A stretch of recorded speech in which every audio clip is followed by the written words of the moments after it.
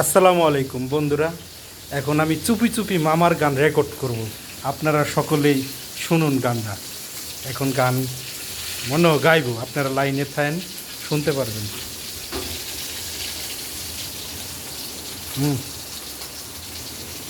অচিন গায়ের অচিন পাখি রে পাখি করে যাওয়ায় আশা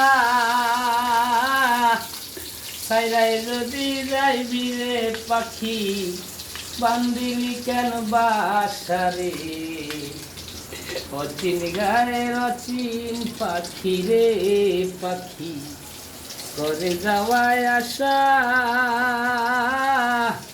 সাইরাই যদি যাইবি রে পাখি বান্দিলি কেন বাসা রে অচিন গায়ের অচিন পাখি রে।